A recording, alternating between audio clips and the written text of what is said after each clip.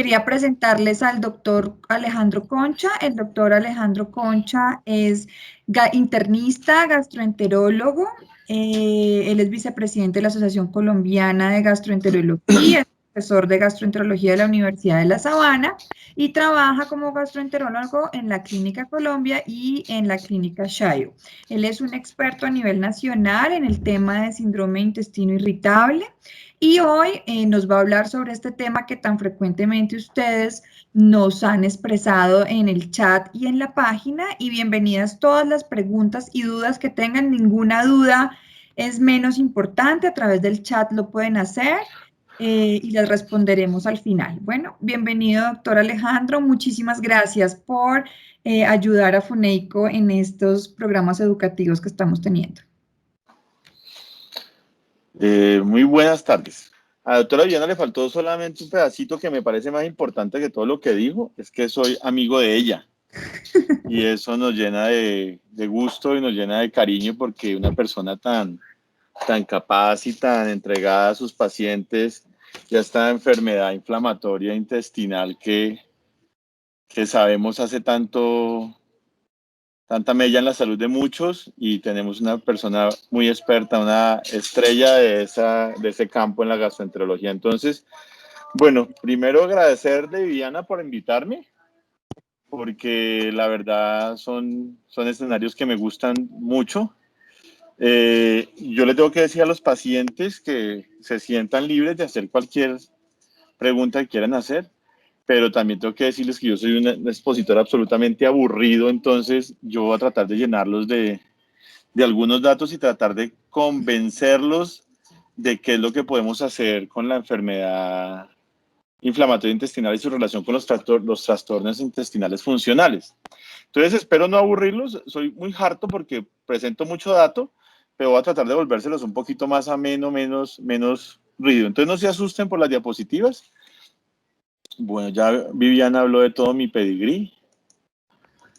Vamos a ver acá. Bueno, hay una cosa muy importante en enfermedades funcionales, es que pues ustedes como pacientes tienen una enfermedad muy delicada. O sea, ustedes tienen o sus familiares tienen una enfermedad muy delicada, pero no es la única enfermedad que pueden tener. Nosotros tenemos en este momento claro que cuando va un paciente a consulta de primer nivel, el 15% de las veces el paciente asiste a la consulta por trastornos intestinales funcionales. Y los gastroenterólogos, dicho sea de paso, prácticamente vivimos de los trastornos funcionales del sistema digestivo. En Estados Unidos hacen más de 2 millones de consultas al año y en costos directos e indirectos pueden tener más de 20.000 millones de dólares al año en gastos. Eso es una cantidad de plata impresionante y más o menos es casi el 70% del gasto en salud de este país. Bueno, mucha gente la tiene, o sea, el que tiene trastornos intestinales funcionales tiene muchas personas la tienen. Volviendo al cuento, gastan mucho dinero, los británicos también, los chinos también gastan mucho dinero, los alemanes gastan cualquier cantidad de dinero en esta patología. Entonces, ustedes que tienen una enfermedad que es muy costosa, créanme que los trastornos funcionales también son muy costosos para los sistemas de salud. Lo que pasa es que los costos son diariamente y no como en enfermedades como la enfermedad inflamatoria intestinal, donde los costos son mucho más significativos. Bueno, ahí se ve, sí pasó la diapositiva, ¿cierto, Vivi? Ya va bien. Bueno, esta diapositiva, ¿qué quiere decir? Mire, nadie se muere de síndrome de intestino irritable, nadie. O sea, no es una causa de muerte demostrada. Pero cuando yo muevo acá mi cursor, quiero mostrarles es que los pacientes asintomáticos o los que tienen otro trastorno funcional que se llama dispepsia, esta rayita de acá y esta rayita de acá, en esta tabla que mide la llegada a un desenlace fatal, es como una carrera de caballos. ¿Quién llega primero? Los pacientes con intestino irritable llegan primero a la muerte que los mismos que no tenían nada o que tenían dispepsia. Y puede parecer un poco harto este gráfico, pero aunque hay que tenerlo claro, nadie se muere por tener síndrome de intestino irritable, sí pareciera que hay otros factores que hacen que las personas puedan tener desenlaces fatales más temprano. Cuando alguien presenta esta enfermedad por primera vez, uno de los mayores riesgos es ser mujer. Las mujeres sufren más de síndrome de intestino irritable.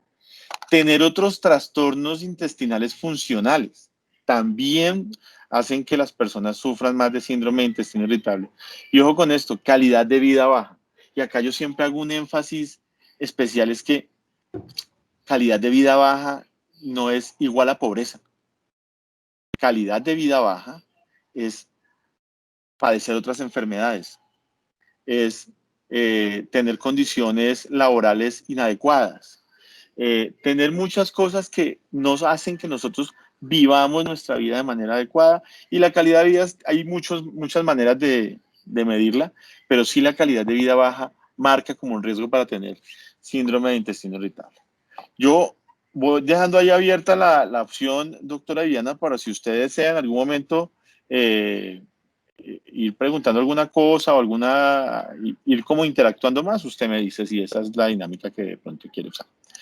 Bueno, y las personas que tienen intestino irritable, cuando van a nuestra consulta y les buscamos más cosas, siempre las encontramos. Bueno, entonces es una parte de un grueso grupo de enfermedades funcionales. Pero a ustedes les interesa lo de ustedes. Esto es un trabajo, no está tan viejito, pero es muy interesante, porque nos permite averiguar si las personas con enfermedad inflamatoria intestinal tienen síndrome de intestino irritable. Entonces, cuando metemos a todos los pacientes de enfermedad inflamatoria intestinal y miramos si tienen síntomas o diagnóstico de intestino irritable, lo pudieran tener. Estos son pacientes a los que la gran mayoría ya están en remisión, o sea, evaluación hecha sobre estos. Miren que la posibilidad de que ustedes o sus familiares enfermos de enfermedad inflamatoria intestinal tengan síndrome de intestino irritable es hasta el 40% casi, y especialmente para los pacientes que tienen enfermedad de Crohn. Entonces, ojo, los síntomas se pueden empeorar no solamente porque la enfermedad está activa, sino porque pueden tener otra enfermedad funcional. Cuando miramos los riesgos, y a mí me gusta hablar de riesgos, este OR o odds ratio es las veces que puede ser.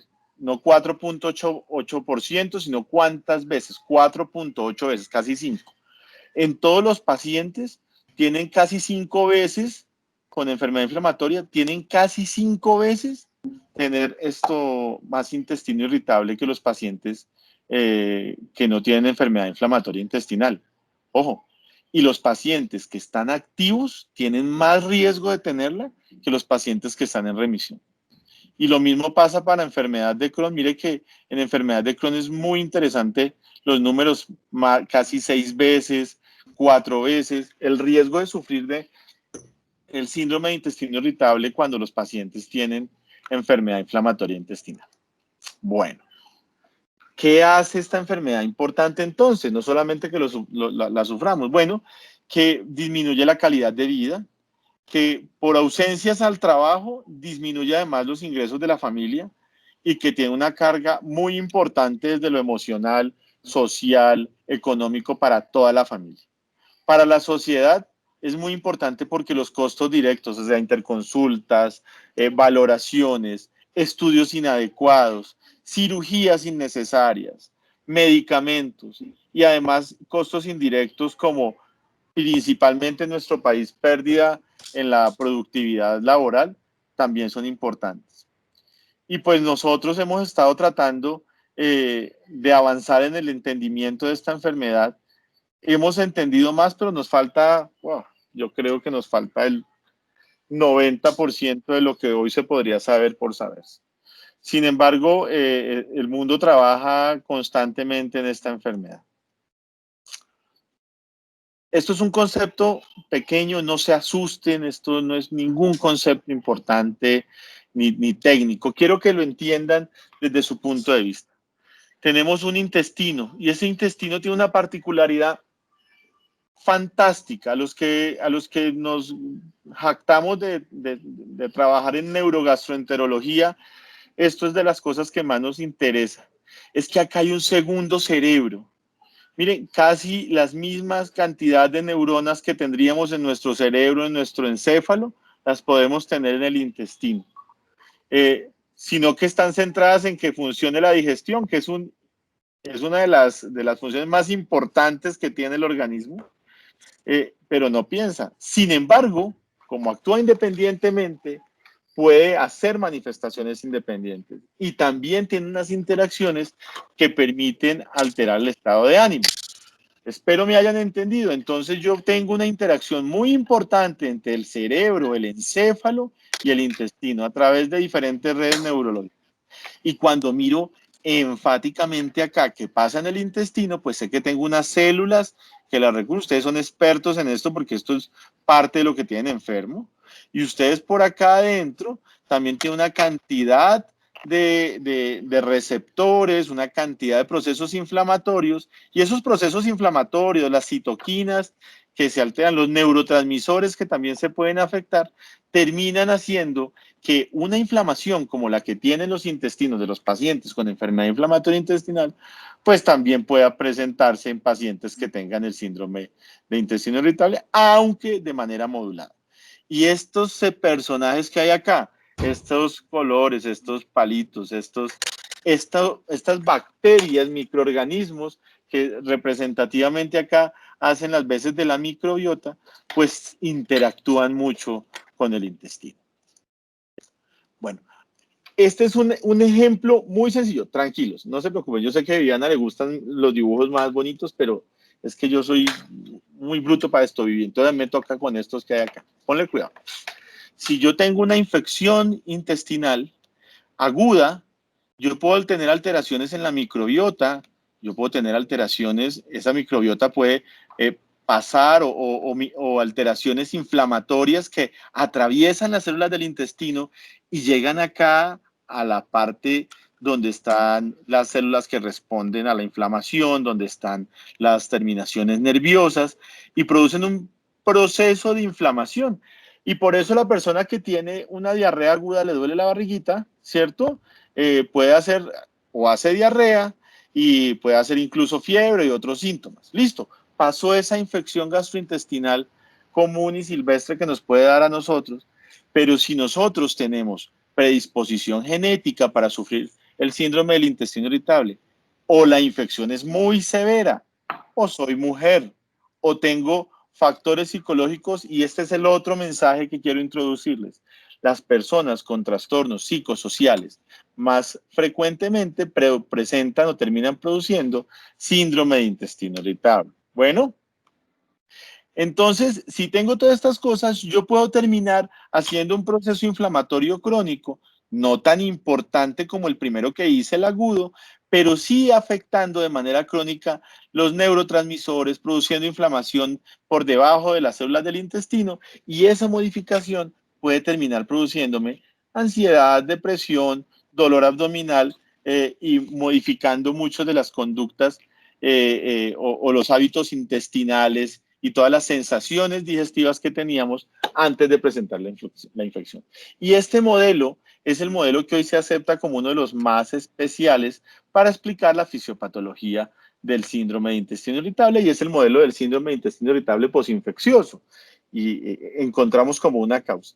Yo acá les digo, la mejor forma de prevenirlo, y ahí me disculpa Viviana, será siempre votando bien y no escogiendo gente que se robe la plata de hacer los acueductos en los pueblos, pero bueno, ahí se me sale el izquierdoso que llevo muy adentro y ya no, y no quiero molestarlos con eso. Entonces, es muy importante que lo entiendan. Nosotros vivimos en un estado de eubiosis, en estado normal. Eubiosis es que nuestras micobacterias, nuestros microorganismos, vamos a decirlo de una forma que no se debería decir desde los médicos, nuestra flora intestinal, para que lo entendamos ahí, está en equilibrio. Si nos llega alguna infección, nosotros nos recuperamos, pero dependiendo del tipo de microorganismos que tengamos, nosotros podemos cambiar ese estado de eubiosis a un estado de disbiosis y nos puede producir todos estos trastornos de los cuales difícilmente es regresar. Y hace unos procesos inflamatorios y la verdad ustedes saben más de inflamación intestinal que yo. Entonces no va a ser tan difícil que me lo entiendan, que el proceso inflamatorio, si se mantiene, termina siendo bastante daño. Reunámoslo de manera global. Acá está nuestro cerebro, acá están los factores estresantes, comorbilidades psicológicas.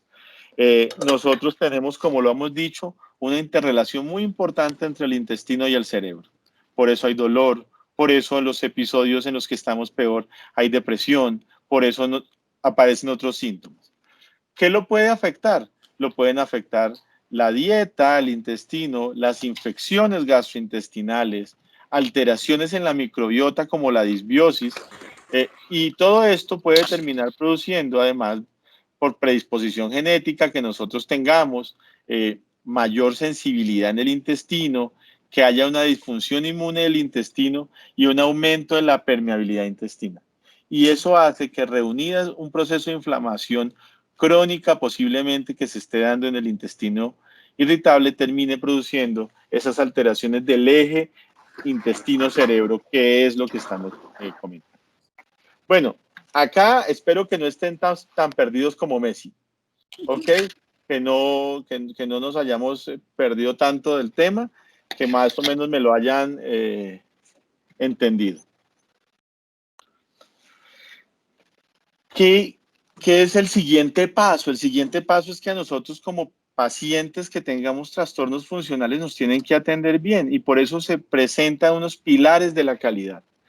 Esos pilares de la calidad los han definido como, primero haga bien el diagnóstico. Hay unos criterios, un diagnóstico positivo. Yo no necesito hacer 50,000 exámenes para encontrar síndrome de intestino irritable en los pacientes que no tienen otra comorbilidad. En el de ustedes es un caso especial porque sí nos toca saber que no es la enfermedad inflamatoria intestinal la que los tiene con síntomas que en muchas ocasiones son muy parecidos. Entonces hacemos un diagnóstico. Hay que hacer las pruebas que se necesiten y ustedes son un ejemplo claro para eso. Se necesitan más pruebas usualmente en los pacientes con enfermedad inflamatoria intestinal, colonoscopia cuando se requiera. El síndrome de intestino irritable es una enfermedad que no mata, ya lo habíamos dicho, que no produce cáncer, ya lo habíamos dicho. El intestino irritable, el síndrome de intestino irritable, o alguna vez, yo creo que más frecuentemente de lo que yo quisiera, les han dicho un colon irritable. Eso no se llama colon irritable hace mucho tiempo, pero digamos que si alguno quiere utilizarlo así, lo puede hacer porque estamos en una conversación muy de amigos. Hay que tratar los pacientes, hay que aconsejarlos en su dieta y hay que hacer una evaluación psicológica, o sea, es un manejo que se hace multidisciplinario. Con esto, si no hay esos pilares, no va a haber calidad en la atención. Y para mí eso es fundamental porque la gente tiene una enfermedad, así no parezca tan seria, tiene una enfermedad. Ustedes dirán, bueno, este man ha hablado demasiado de fisiología y toda la cuestión. Voy a tratar de volverse los síntomas. Los trastornos intestinales funcionales se manejan con un dolor abdominal que en el caso del síndrome de intestino irritable es su más importante hallazgo. Bloating o distensión, gases, hinchazón abdominal, que también es muy importante, y cambios en el hábito intestinal. Estos son los ejes en los que se maneja el intestino irritable. Y este cuadrito nos va a indicar una cosa.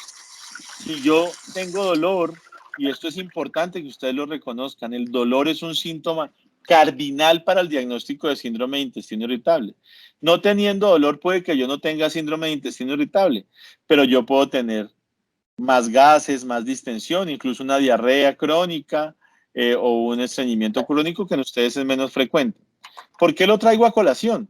Porque los pacientes con enfermedad inflamatoria intestinal pueden tener dolor, pero muchos de los pacientes, incluso que manejo yo con enfermedad inflamatoria intestinal, dicen, no, doctor, yo no tengo dolor, lo que tengo ahorita son más gases y tengo más diarrea, ¿sí?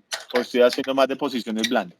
Ojo, el dolor es un orientador, pero también hay que tener cuidado que el dolor es una un signo importante de complicaciones para ustedes y por eso ustedes deben estar siempre de la mano de su tratante y por fortuna tienen una fundación como Funeico que les va a ayudar a orientar muchas cosas. El diagnóstico de síndrome de intestino irritable se hace con 6 meses de aparición de los síntomas. Este es otro concepto que, si ustedes lo entienden, está muy, muy bien, porque a veces los médicos no lo entendemos. Entonces alguien llega con un dolorcito de 3 días, 4 días, 5 días, una semana y dice, no, es que tiene un síndrome de intestino irritable y no lleva aparición del tiempo que es. Debemos tener actividad en los últimos 3 meses, eso también es importante, y que se presente al menos una vez por semana. Los diagnósticos son importantes porque los diagnósticos nos permiten definir si hacemos tratamientos o no hacemos tratamientos. Y esto es importantísimo para el diagnóstico. ¿Cómo lo definimos? Como el dolor abdominal recurrente, y por eso soy tan enfático en eso. El intestino irritable se diagnostica con dolor, en promedio al menos un día por semana en los últimos 3 meses, asociado con 2 o más de los siguientes. Se relaciona con la defecación, se asocia con un cambio en las deposiciones y un cambio en la consistencia de las deposiciones. Palabras más sencillas. Me duele la barriga muy frecuentemente. Cuando como, me duele la barriga.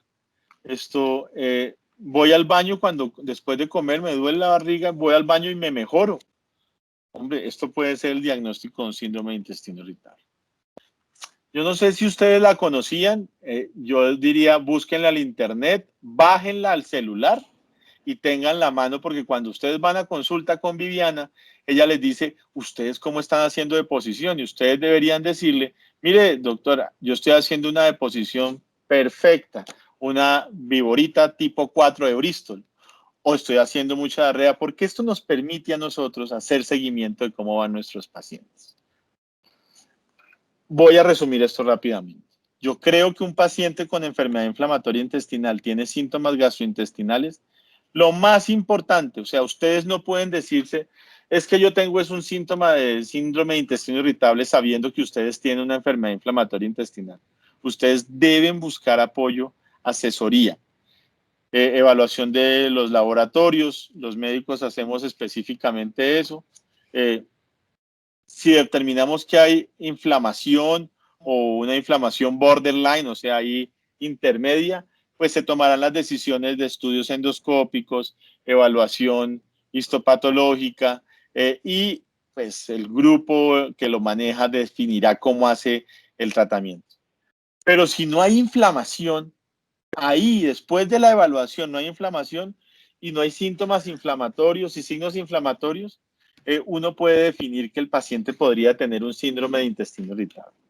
Y hay que tratarlo, pero también hay que buscar otras cosas que sin ser intestino irritable pueden causar problemas. Por ejemplo, mala absorción de sales biliares. Por ejemplo, intolerancia a algunos carbohidratos. Por ejemplo, insuficiencia pancreática exocrina. Muchas cosas pueden producirlo e incluso algunos medicamentos de los que tomamos para el manejo de la enfermedad inflamatoria intestinal podrían producir ese tipo de hallazgo. Bueno. ¿Qué otra cosa deberíamos hacer? Y creo, Viviana, que parte del mensaje que traigo hoy es que nosotros deberíamos pensar en objetivizar un poco más los diagnósticos en pacientes como los que tú manejas. Haciendo pruebas de aliento para descartar, por ejemplo, sobrecrecimiento bacteriano del intestino delgado o intolerancia a ciertos azúcares. Bueno, nosotros creemos y estamos absolutamente convencidos que el diagnóstico no es tan sencillo en los pacientes con enfermedad inflamatoria intestinal, pero se puede hacer.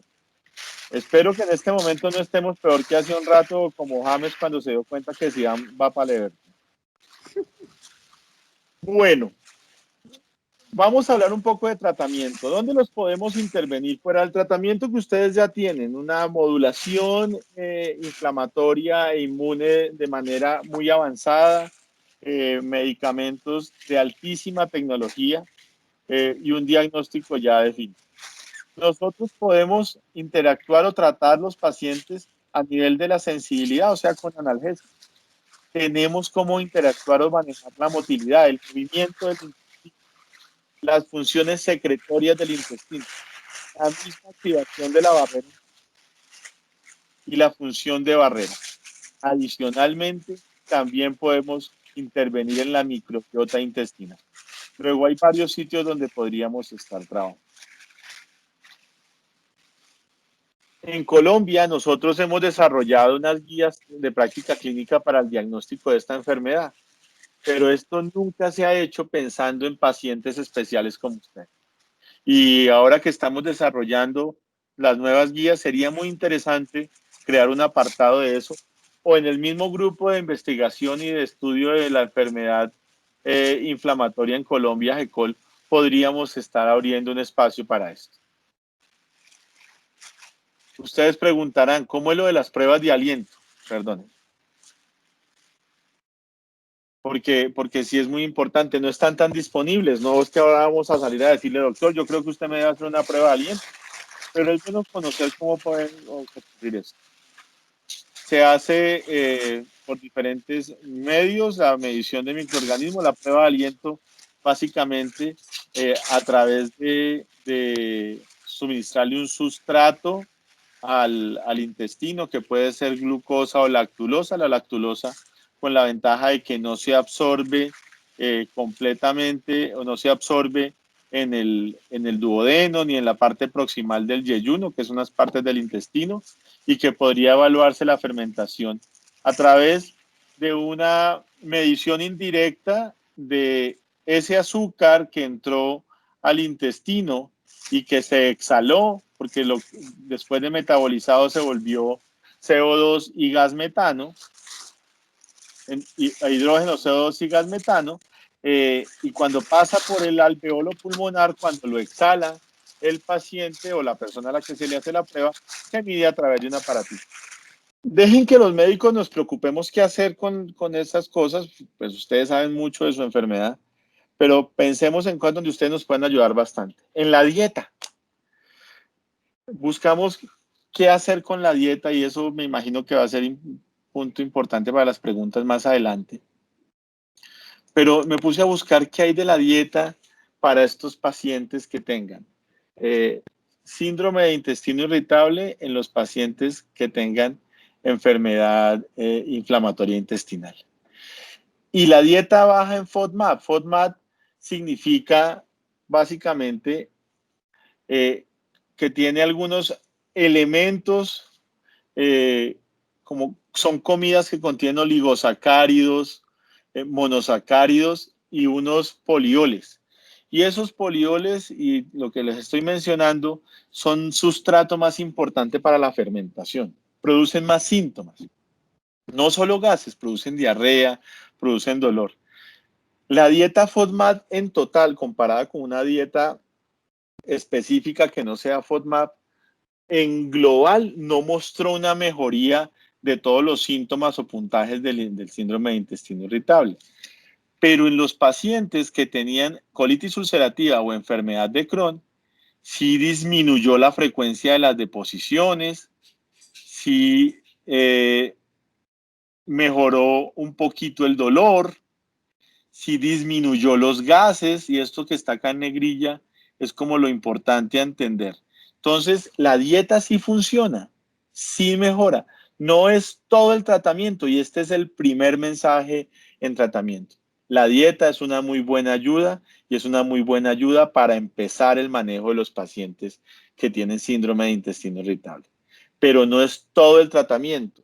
Yo no puedo decirle al paciente que tiene síndrome de intestino irritable, veas dieta FODMAP, baja en FODMAP, y te vuelvo a y me vuelves a buscar, y cuando vuelva en un mes o 2 meses, ¿cómo sigues? Sigo igual. Toca seguir con la dieta y de pronto quita alguna otra cosa. Nos toca intervenir. No es una buena opción continuar así. Los antibióticos. Los antibióticos son un punto importante para el manejo de nosotros. Hay un antibiótico que se llama rifaximina. Ustedes lo deben conocer. Es muy famoso en todo el mundo ahora. Y ha mostrado que sí, que los pacientes cuando se les da este antibiótico y tienen síndrome de intestino irritable con diarrea, mejoran bastante.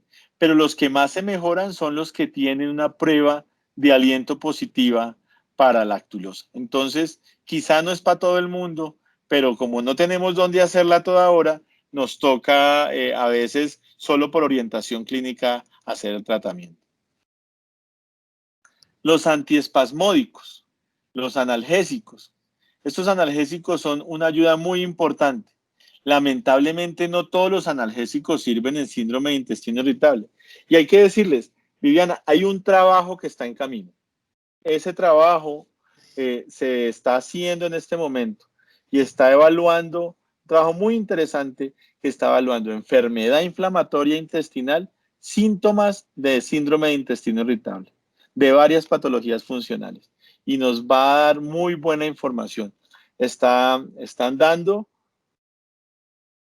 y yo creo que nos va a permitir evaluar cuáles pueden ser los antiespasmódicos que nos sirven, cuáles son los probióticos que mejor van con síndrome de intestino irritable en enfermedad inflamatoria intestinal. Acá he traído algunos, la mebeverina, el otilonio, el pinaveria, en general funcionan. No traigo la trimebutina porque pues no le encuentro, no hemos encontrado estudios relacionados, pero es un analgésico, yo sé que a muchos se los habrán dado. Funciona bien con analgésico, pero cuando se compara con el placebo no es que haga mucho más allá del placebo. Estos estudios muestran que mejoran los gases intestinales. Este es específicamente que es el bromuro de pinaverio y simeticona, que es un producto famoso en el país y muestra cómo sí ayudan los antiespasmódicos. Los antidepresivos, ojo, los antidepresivos ayudan bastante, pero no porque la gente esté deprimida, no por eso. Los antidepresivos nos ayudan mucho a normalizar la motilidad intestinal, nos ayudan mucho a mejorar los umbrales en los que se dispara el dolor abdominal. Entonces, cuando se necesitan bien utilizados, pueden ayudar como coadyuvante en el manejo. Y mejoran además de eso los puntajes de mejoría sintomática. Los probióticos, el pollo, el arroz con pollo para la mayoría de la gente. Nos encantan, creemos que nos va a ir muy bien manejándolos, pero mire, estos probióticos separados, ahora hay unas combinaciones, hay una combinación muy famosa que hay para enfermedad inflamatoria intestinal, que ha tenido trabajos o resultados pues controversiales para el manejo de la enfermedad inflamatoria intestinal como tal. Que también se consigue un análogo en Colombia, un construido de eso, un constructo de los probióticos. ¿Cuál es el mensaje? Los probióticos les falta más estudio, no hay estudios que nos digan este es el probiótico específico, porque hoy tratamos de que los probióticos los utilicemos para algo específico. Si yo tengo dolor o tengo intestino irritable, debería buscar un probiótico que funcione o que su mecanismo de acción vaya para allá. Definitivamente sí nos mejoran los síntomas de manera global, pero faltan bastantes estudios también. Es muy raro que un paciente con enfermedad inflamatoria intestinal llegue a tener estreñimiento, pero se puede dar. Hay medicamentos secretagogos que nos ayudan a manejar el dolor y el estreñimiento de los pacientes porque pueden llegar a tenerlo. El lubiprostón es uno de ellos, el disponible en Colombia, que nos permite ayudarle a los pacientes con estreñimiento y síndrome de intestino irritable con estreñimiento. Se puede mantener por largo tiempo, mejora la distensión abdominal, la severidad del estreñimiento, el dolor abdominal, mejora casi todos los síntomas. Yo quería hablar un tricito de los probióticos, Viviana, si me permite. Pues son microorganismos vivos que sean administrados de manera adecuada nos ayudan para la salud, no solamente la intestinal, para la salud. Los prebióticos son compuestos no digeribles. Ojo, una cosa son probióticos y otra cosa son prebióticos. Fermentables que resultan en la estimulación selectiva del crecimiento de las especies bacterianas que estamos dando y que pueden ayudar a la microbiota que tenga una mejor interacción para la salud del huésped. Y los simbióticos son los que se dan combinados. Probiótico y prebiótico es igual a un simbiótico. ¿Cuáles son las funciones? Ayudan en la maduración inmune, en la proliferación celular y la vascularización. Tiene interacciones para el mantenimiento de la densidad ósea. Ayudan en la producción de señales neurales. Ayudan a expresar patógenos para que los reconozca el sistema inmune. Tiene funciones endocrinas. Actúa en la biogénesis de energía. Ayuda en la síntesis de vitaminas, la microbiota. Las hormonas esteroideas también en la síntesis de ellas, en los neurotransmisores. Ayudan en el metabolismo de aminoácidos, de sales biliares, de medicamentos. O sea, la microbiota intestinal es muy rica, es muy importante. Cuando se altera, ahí viene el problema. Y este es un ejemplo cortico que les quiero poner. Cuando se altera la microbiota, las bacterias que producen neurotransmisores podrían migrar de manera retrógrada a través del nervio vago e influenciar las percepciones o la recepción de esas señales en el cerebro. Las mismas citoquinas podrían viajar también y se podrían producir metabolitos que afecten tanto a la sensación o la percepción cerebral como la percepción intestinal del dolor o los demás estímulos. Bueno, hay muchas opciones de mecanismos de acción. Digamos que hay algunos que intentan disminuir la inflamación intestinal y el dolor, produciendo ácidos grasos, y esos ácidos grasos compiten con algunos microorganismos, produciendo gránulos de polifosfato para que estas dos celulitas no se separen, sino que mantengan bien unidas. Las mismas fibras de fermentación fácil o digestión fácil terminan haciendo que el ambiente o el microambiente sea más propicio para el crecimiento. Bueno, Vivi, yo creo que esto era lo que tenía para aburrirlos el día de hoy. Entonces, pues estoy pendiente de que me cuentas y con mucho gusto. Bueno, doctor Concha, primero que todo, muchísimas gracias por su tiempo, por su dedicación, por hablarnos de este tema tan interesante. Hay muchas preguntas. Ya les voy vamos a comenzar con, bueno, por acá me llega una pregunta que dice, usted dice que los probióticos son microorganismos vivos. Si estoy usando esteroides o los biológicos que uso, ¿puedo usar probióticos sin miedo? Esa pregunta se la responde mejor Viviana, pero yo le voy a decir a usted de entrada que esa sería una de las contraindicaciones relativas para el uso de los probióticos. Lamentablemente en esto hay que ser muy prudente. Estar bajo el influjo de esteroides, por ejemplo, hace que la inmunosupresión sea real, que los pacientes tengan inmunosupresión, y los probióticos en este tipo de casos no se recomendarían tanto, ¿sí? No resultaría de alguna manera ético presentarles medicamentos que podrían generar algún tipo de sobreinfección. Ojo, pero estos probióticos se manejan en unas dosis adecuadas, unas dosis que digamos no están hechas para interactuar más localmente, pero sí hay reportes en la literatura que hablan de infecciones por probióticos en pacientes inmunosuprimidos. Yo no la uso de rutina, Viviana. Ok, entonces esto es bien importante porque muchos nos preguntan de manera así con influencers del Instagram y de Internet que les promocionan probióticos, que la idea es que sea bajo una prescripción médica en escenarios específicos, mirar qué tipo de enfermedad, qué tratamiento biológico o inmunosupresor tiene, si tiene el síndrome intestino irritable, mirar si es predominio, estreñimiento, diarrea y si es con diarrea y dolor, podrían aplicar algunos probióticos, pero no se dejen convencer de cualquier producto que les van mostrando los influencers con probióticos para irlo tomando, además de que es costoso, puede llegar a ser peligroso. Bueno, otra pregunta es, ¿qué tipo de alimentos específicamente, doctor, me puede agudizar los síntomas de mi síndrome intestino irritable? Vale. Bueno, Mire, yo tengo yo creo que la consulta mía mantiene más o menos buena porque yo no le quito a la gente la comida.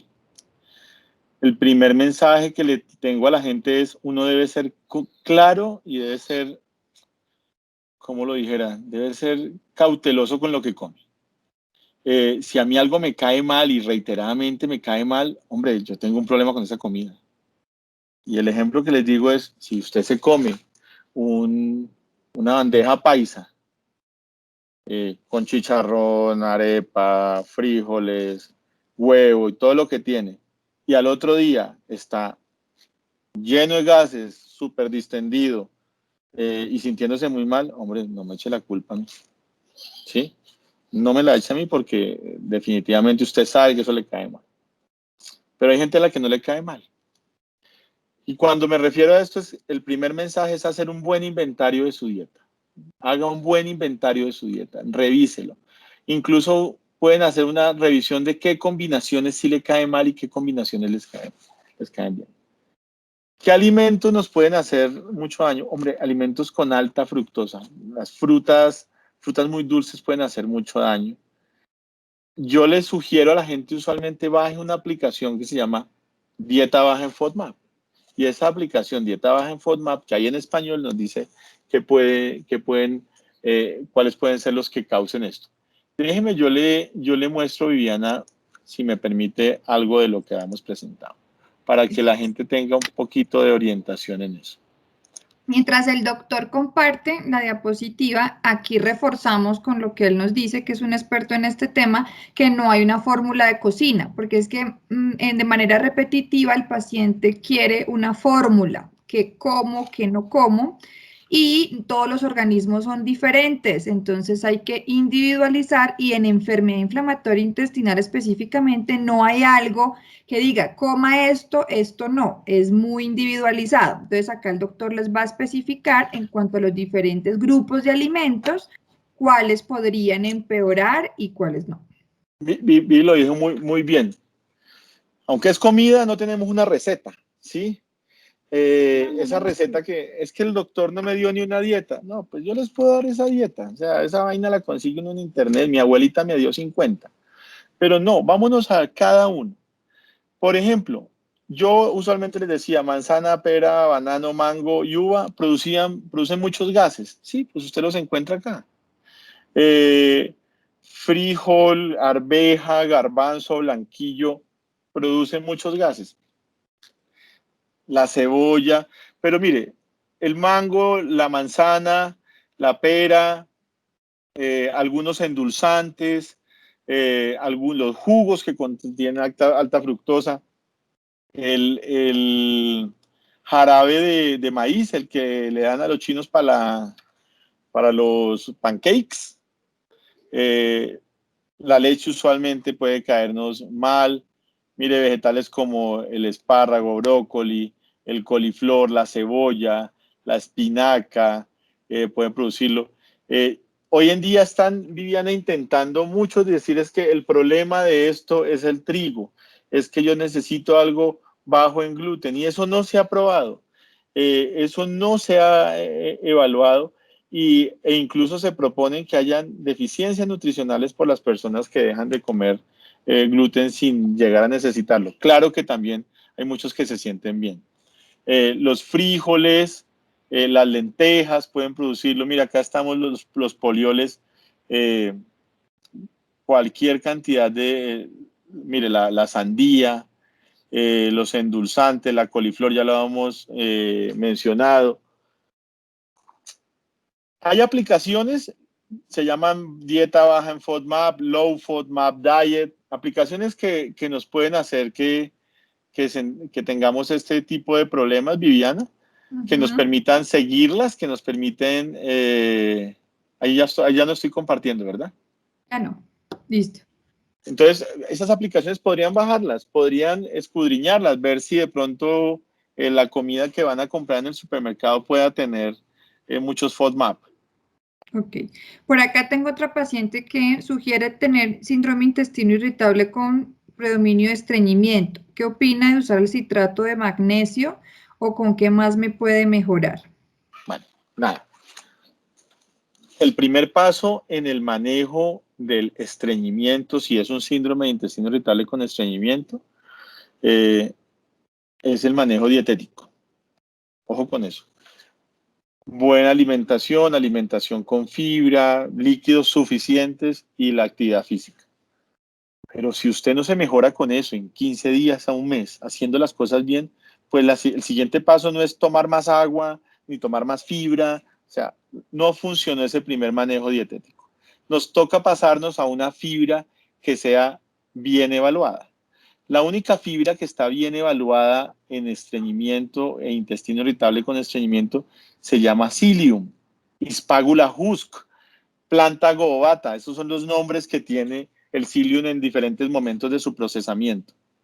Y eso es la única fibra que usted pudiera decir, hombre, sí, con esta fibra, sí estoy bien o le estoy dando suficientemente fibra a la paciente. ¿Por qué? Porque la dosis tope son 25 gramos de fibra.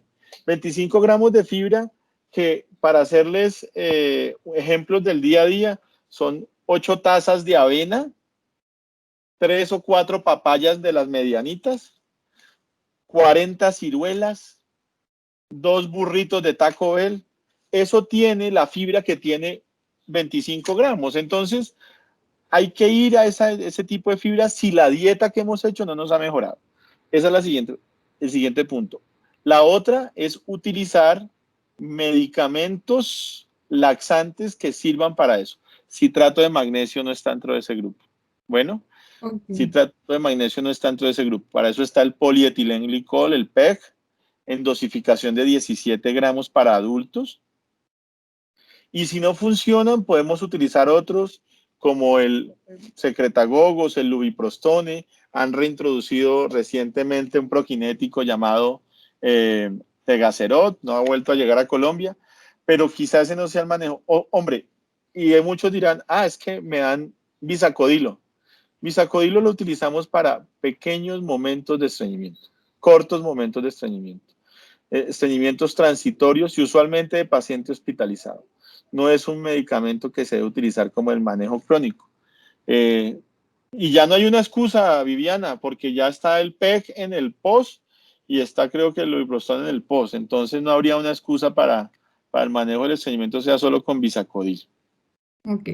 Otros pacientes preguntan, bueno, si no es formulado en las dietas normales, ¿qué me recomienda de comer que tenga probióticos y prebióticos y que no sea peligroso para mí teniendo enfermedad inflamatoria? Yo creo que todo el mundo ha tomado yogur, tomado, tengo un colega que toma kefir.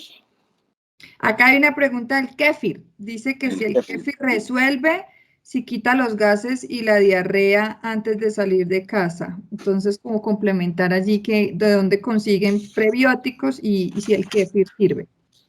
Vale, bien. Sí, yo no puedo decirle que no funcione. O sea, no tengo tampoco cómo decirle que haya estudios evaluando la mejoría, comparados. Yo le dije a ustedes empezando, yo soy muy aburridor como conferencista porque yo termino diciéndoles que no hay estudios en algunas cosas de esto. Yo conozco que el kéfir funciona bien, le ayuda mucho a la gente con la digestión, pero no tengo ningún estudio que me apoye en este momento para decirle, mire, en intestino irritable el kéfir es el probiótico adecuado. Ahora bien, el kéfir era era la mezcla, ¿cómo se llama esto? La base, Lactobacillus del Bruecky bulgaricus, ¿sí? Y es una de las cosas que se utilizaba para hacer kumis. Todo el mundo ha experimentado los beneficios de los bacillos búlgaros cuando se los ha tomado. Yo le recomendaría, escoja un buen yogur, no le da la cantidad de probióticos que usted quiera. Los prebióticos definitivamente no tienen una buena evidencia en intestino irritable, no hay ninguna evidencia que los apoye, pero casi todos estos probióticos y muchos de los que tomamos formulados tienen prebióticos adicionados. Esa sería mi respuesta, sí, Diana. Yo diría, escoja un buen yogur, un buen kumis, si sus síntomas lo permiten. pero definitivamente pues estudios con yogures y kumis no. Me preguntaba era por la dieta, ¿no? Por algo que Sí. pueda tomar en su dieta. Ah, ok. Escogerlo bueno. Hay un paciente que refiere, yo no como granos, no como salsas, no como grasas, no como lácteos, no como gluten y sigo con gases todo el día. ¿Qué Bueno, puedo hacer? Clínica Chayo Casa 12, consultorio 3, descuentos especiales para usted. No, mentira. Sí, no, pero con mucho gusto. Eh, pues a través de de la fundación llegaremos a algún acuerdo con Viviana para que sus pacientes nos puedan visitar Es- si necesitan. La idea es que Pero allí necesitarían algo individualizado y medicación. yo creo que sí, pero creo que necesita es más estudios, Vivi. O sea, Ujú, si estamos bien manejada la enfermedad inflamatoria intestinal como tienes tus pacientes, ujú. sabemos que están en una fase quiescente, los pacientes no están con actividad inflamatoria y persisten con este tipo de síntomas, pues bueno, primero hay que comprobar que está la enfermedad inflamatoria eh, controlada y empezamos a pensar en las otras cosas. Una de esas es el intestino irritable. Pero bueno, tú no tienes dolor, entonces estás dentro del grupo de los pacientes que tienen distensión abdominal funcional y eso tiene bastantes causas. Mira, puede ser desde un sobrecrecimiento bacteriano del intestino delgado, que es que crezcan bacterias en el yeyuno, que tengas bacterias, que no deben haber tantas bacterias, y tengas bacterias que están creciendo en el yeyuno, y eso fermenta carbohidratos y termina produciendo más gases, y dependiendo del tipo de bacteria, diferente tipo de gas. Está también la posibilidad de que pudieras tener una insuficiencia pancreática exocrina, la podrías llegar a tener. Eh, pues dices que no tomas, no consumes gluten, entonces pues digamos que le quitamos la fuerza a la enfermedad celíaca. Y hay trastornos de la contracción del diafragma y relajación de la pared abdominal que se llama una disinergia abdomino-diafragmática o abdominofrénica, abdominodiafragmática, que produce que se aumente la sensación y la presencia de gases. Cuando tú comes algo, solamente el 25% de los pacientes que dicen que tienen más gases o que se distienden realmente tienen algún aumento de gases. Entonces, hay muchas cosas que evaluar ahí, tanto que hasta un trastorno de la defecación puede producir una distensión abdominal por gases. Bueno, pero hay varias cosas que hacer ahí. Yo por eso siempre insisto, no crea que usted porque tiene enfermedad inflamatoria intestinal está vacunado para tener otra cosa. No está vacunado para tener otra cosa y siempre tiene que estar pendiente de que no esté su enfermedad inflamatoria intestinal activa, porque en ese sentido hay que partir de que lo más importante es su enfermedad inflamatoria. Ok, hay varias preguntas con respecto a este tema que te voy a contar. Un paciente dice, un síntoma del intestino irritable puede ser que de un momento a otro, después de una comida, no me resista el impulso de ir al baño o surja la necesidad de ir al baño que a veces no aguante. E incluso otro paciente refiere, ¿cómo me ayudo a establecer un horario a ciertas horas porque me dan ganas de ir al baño en lugares y horarios cualquiera que a veces son inadecuados?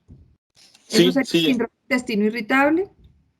sí podría ser, Viviana. O sea, si una persona recientemente comió dolor abdominal y urgencia defecatoria, ese paciente perfectamente puede tener un síndrome de intestino irritable. Puede tener otras cosas, pero dentro de los criterios diagnósticos, incluso antes era que el paciente comía, le dolía el abdomen, iba hacia deposición y mejoraba el dolor. Y eso era uno de los criterios que se reevaluaron con el nuevo consenso de los criterios de Roma, pero sí, perfectamente lo puede ser. Acá hay un Pero, paciente, dime. continúo. No, no, no, tranquila, dime. Hay un paciente que refiere que sería muy bueno si nos puede compartir información si nos ha aumentado el síndrome de intestino irritable en pacientes con enfermedad inflamatoria en pandemia por COVID y alternativas para su tratamiento ahora. Esa pregunta es de las que tiene veneno en la punta siempre. Ujú. Yo creo, y al participante que pregunta esto, pues primero que está muy bien enterado. Yo creo que sí vamos a tenemos un sustrato en COVID para que presentemos síndrome de intestino irritable posinfeccioso. O sea, ya incluso hay un par de trabajos grandes en Estados Unidos, en Los Ángeles, en California, una de las universidades de allá, donde se está trabajando en síndrome de intestino irritable posinfeccioso en la era de COVID. Y sí, yo creo que sí puede aumentar. No hay ningún trabajo todavía hecho sobre eso. Algunos webinarios en los que hemos hablado de esto y tiene mucho que ver con ese proceso inflamatorio que se está presentando en el intestino que también está afectado por COVID-19. ¿Sí? Entonces, yo no le puedo responder esa pregunta de manera aburrida como me gusta, pero sí creo que tiene un sustrato y que se van a ver en los próximos meses trabajos e información sobre esto. ¿Cómo puedo controlar el dolor constante? A veces tengo la idea de que es algo mental, pero no es imposible controlar. ¿Qué mejor que usted, que es el que mejor sabe de neurogastroenterología, para esa pregunta? Bueno, el dolor es un tema, yo se los dije, es el eje del diagnóstico del síndrome del intestino irritable. O sea, el eje diagnóstico en lo que se basa es en tener dolor. Y como tal, tener dolor es lo que debemos tratar. Dependiendo de qué tipo de síntoma tengas predominantemente. Si el predominio es de diarrea, quizá una de las mejores opciones es manejo con antibióticos tipo rifaximina y manejo con un probiótico que nos ayude por sus acciones colaterales del probiótico. Ha mostrado que disminuye globalmente los síntomas, el uso del antibiótico. Eso sí ha demostrado que caen de manera importante los síntomas de manera global y podría funcionar.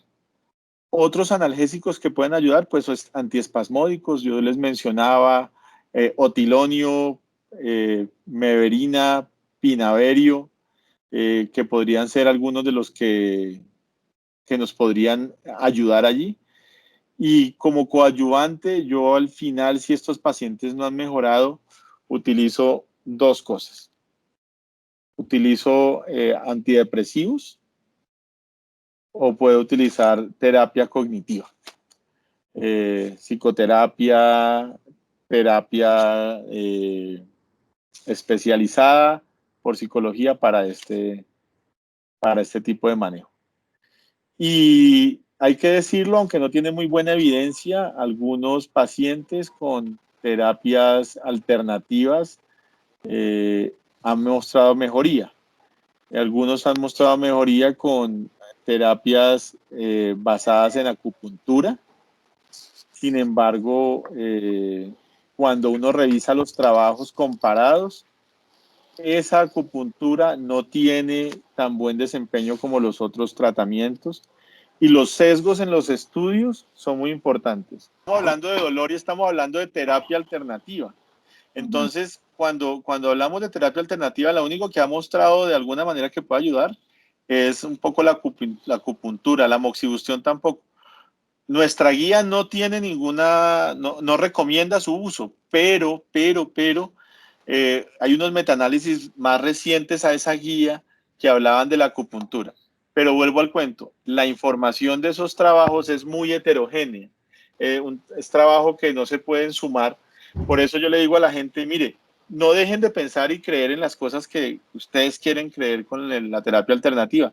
Se les respeta eso. Pero no es el tratamiento de elección. No es lo que debemos hacer de primer paso. Un buen analgésico para una diarrea podría estar perfecto. Si un paciente tiene intestino irritable con estreñimiento, yo le doy lubiprostone.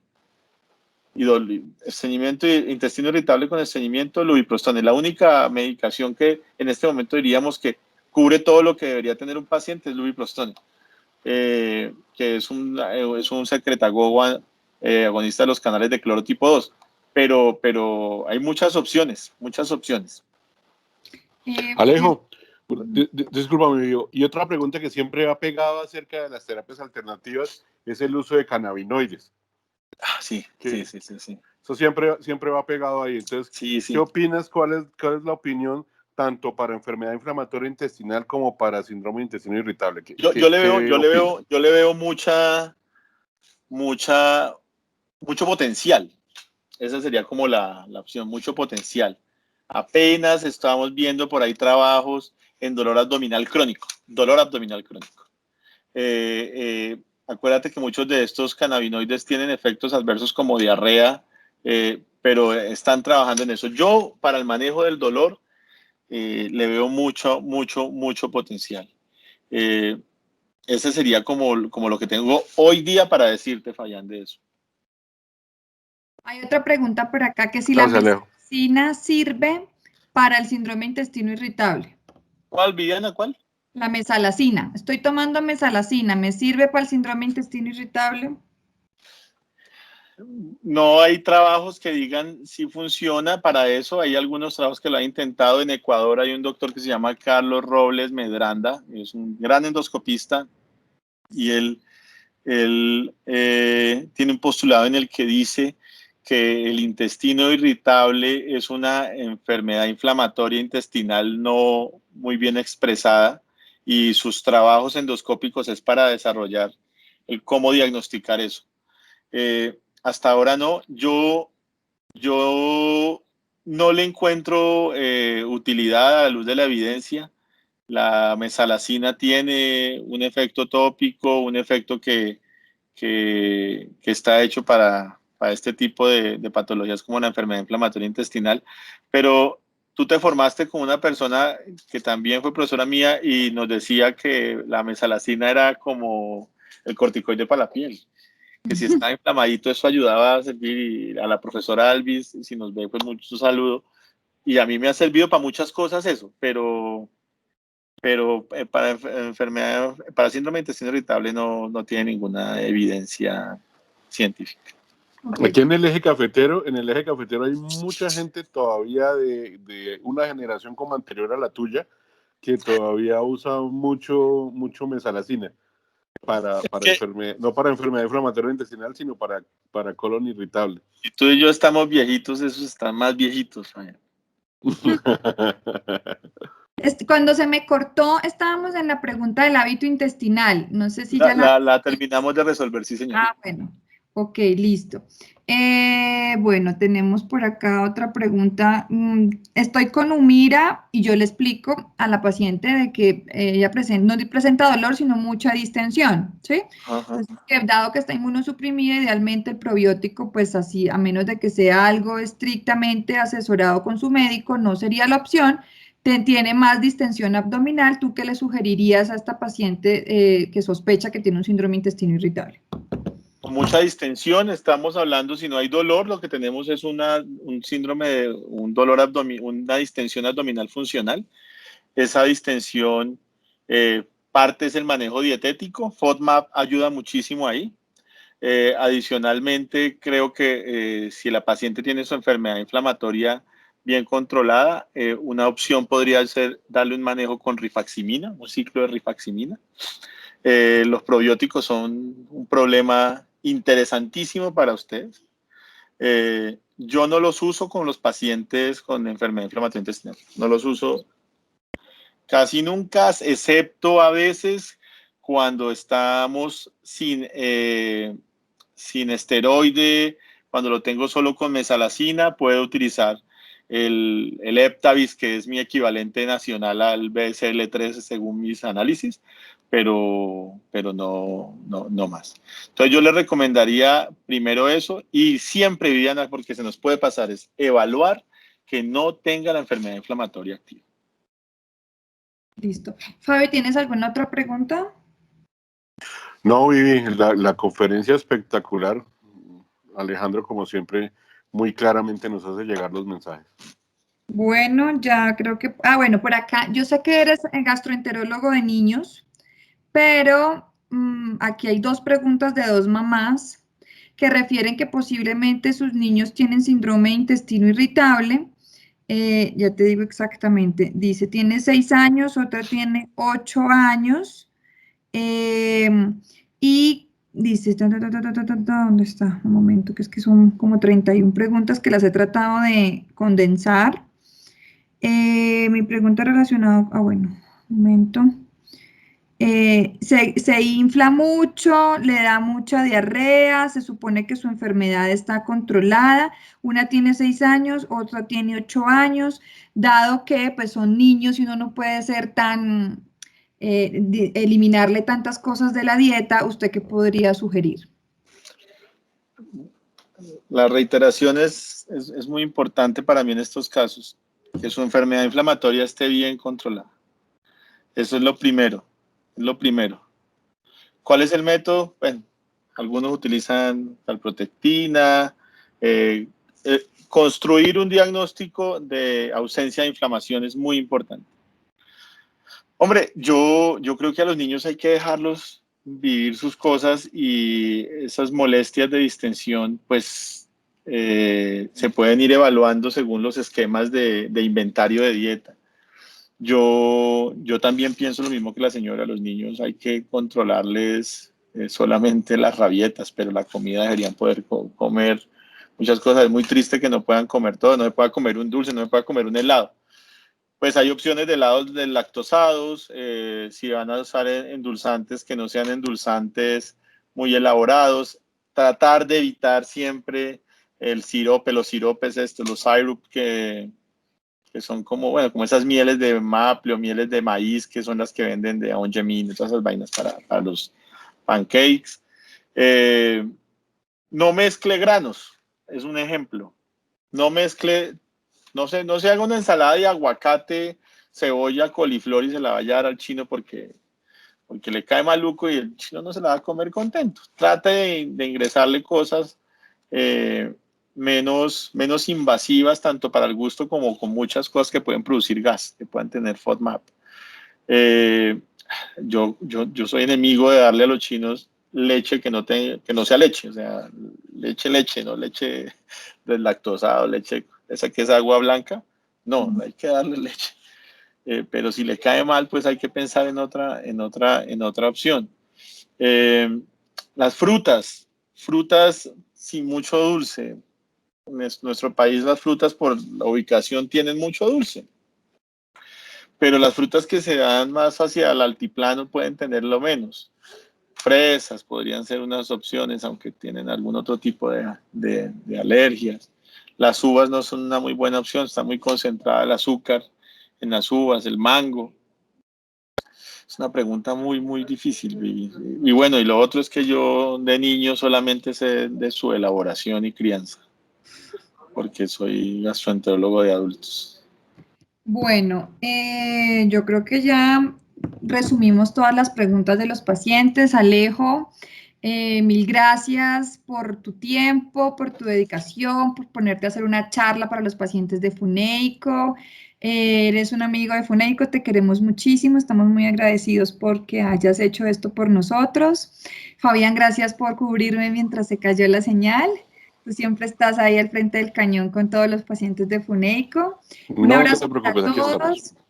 Un abrazo para todos. Igual cualquier duda nos pueden decir en el Telegram.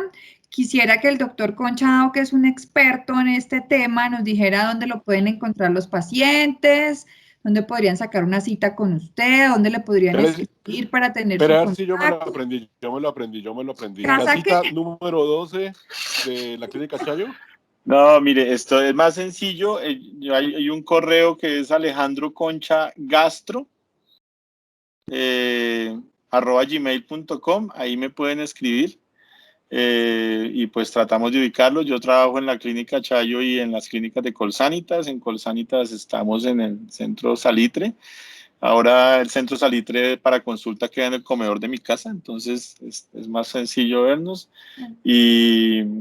Y estoy también en la Clínica Chayo en la Casa 12, Consultorio 3, es muy sencillo ubicarlo. Pero con el correo yo les puedo responder pues, alguna inquietud y orientarlos. Y pues no, Viviana, para mí fue un honor, la verdad, admiración absoluta por el trabajo que estás desarrollando, por todo lo que hace. La gente no sabe detrás de esto todo lo que ha hecho Viviana y uno no tiene sino cómo agradecerle que lo deje participar así sea con algo muy sencillo en esto. Y pues tiene un coequipero ahí, nice, desde Manizales y de verdad desde el corazón muchas gracias y espero que les haya parecido interesante y que pues cuando necesites algo más y podamos ayudar con muchísimo gusto. Ok, listo. Un abrazo para todos. Chao Alejito, chao Fabián, chao a Cuídense todos mucho. los pacientes, que estén muy bien. Seguimos conectados a través de Telegram. Chao, cuídense. Chao Alejo, chao Vivi.